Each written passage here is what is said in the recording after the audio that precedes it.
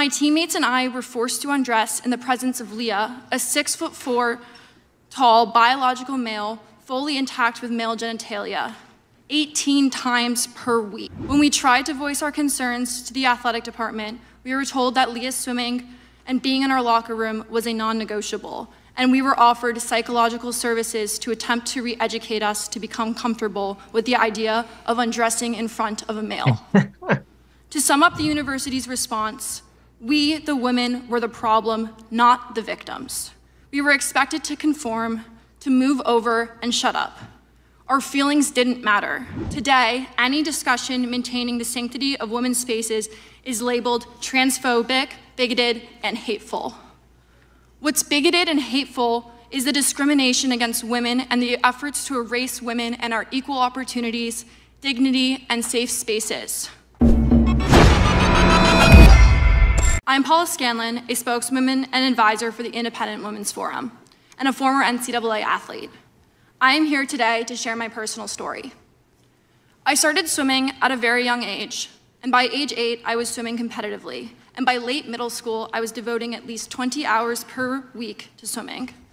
I gave up countless Christmas holidays, weekends, and social events to work towards my goal of swimming Division I.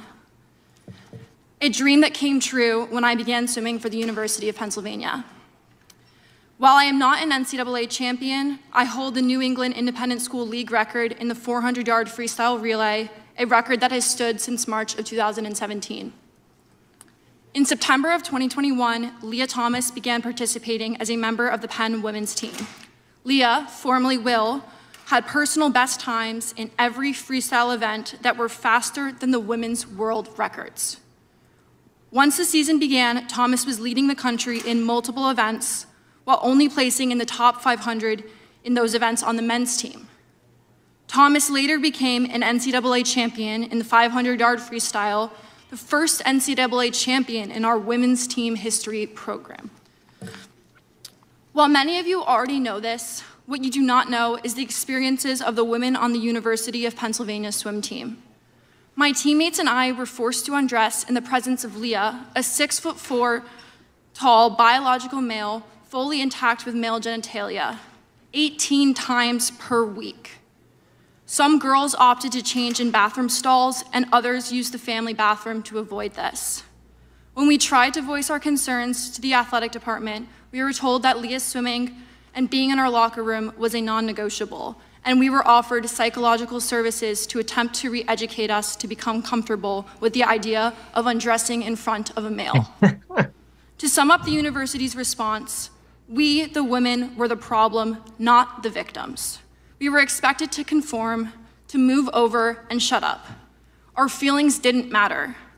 The university was gaslighting and fear-mongering women to validate the feelings and identity of a male. As an attempt to voice my concern about the situation we were forced into, revealing the unjust and unfair treatment, I wrote an op-ed for the Daily Pennsylvanian, the student-run newspaper. I approached this from a scientific, statistical perspective where I used my engineering background to discuss how Y chromosomes cannot be changed by any surgical procedure or systemic therapy. This biological fact lends itself to athletic advantages that cannot be mitigated by lowering testosterone levels, which are readily apparent in sports competitions and locker rooms. The Daily Pennsylvanian published my article on the evening of February 10th, 2022. Only a few hours later, my piece was retracted. I was given no notice nor reasoning. Again, I was silenced for my dissenting viewpoint and felt my First Amendment rights were denied by my university. This is representative of a greater issue, the destruction of free speech. Today, any discussion maintaining the sanctity of women's spaces is labeled transphobic, bigoted, and hateful. What's bigoted and hateful is the discrimination against women and the efforts to erase women and our equal opportunities, dignity, and safe spaces.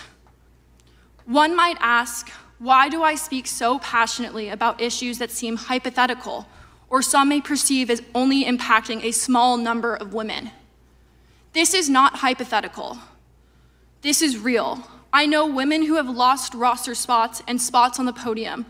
I know of women with sexual trauma who are adversely impacted by having biological males in their locker room without their consent. I know this because I am one of these women. I was sexually assaulted on June 3rd of 2016. I was only 16 years old.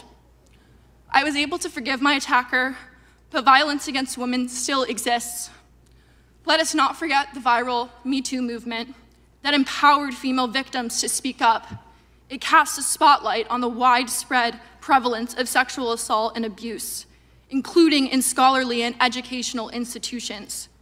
Individuals on this committee have previously stated violence against women is all too common. I am grateful for those members who have brought awareness to the violence against women in the past, but unfortunately, there's still much to be done.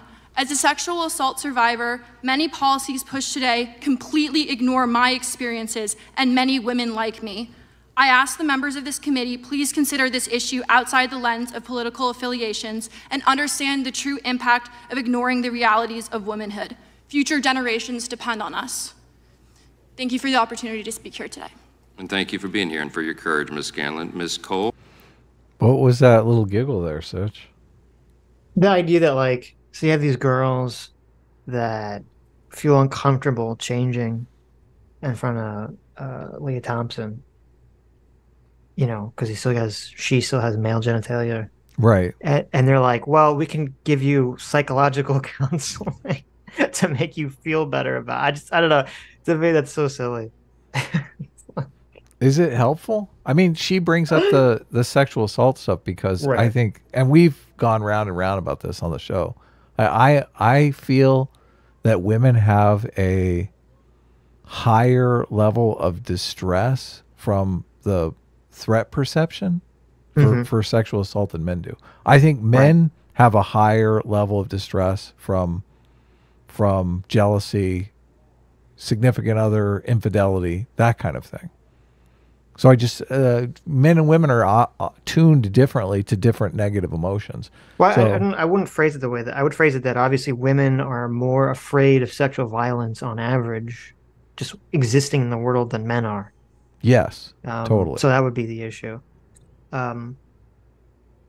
Yeah. But yeah, no, I just thought it was ridiculous that these girls had a problem with this, and they're like, oh, well, we can give you counseling to try to make it so you don't have a problem. But it just seems so interesting. This is like a bizarre way to handle the situation. Well, this is why I bring it up. I don't, can you? I don't think you can, no. Yeah. That level of negative emotion, that level of distress is not going to subside because you talk to a therapist. Right. It's laughable to think that it would.